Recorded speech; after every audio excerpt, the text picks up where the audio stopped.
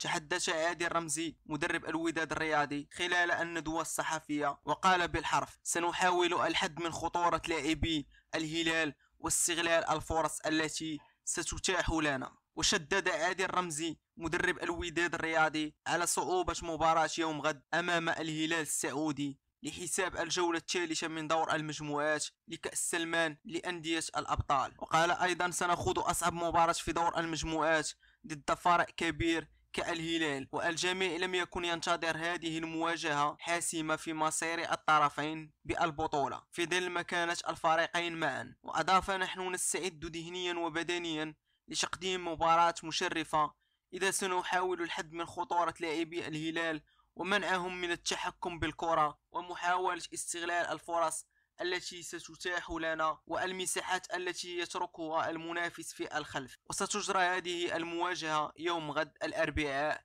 على أرضية ملعب مدينة الأمير سلطان بن عبد العزيز الرياضية انطلاقا من الساعة 2 ظهرا بتوقيت المغرب. كذلك سيستعيد فريق الوداد الرياضي خدمات اللاعب يحيى جبران في مباراة يوم غد أمام الهلال السعودي لحساب الجولة الثالثة والأخيرة من دور المجموعات لكأس سلمان للأندية البطلة.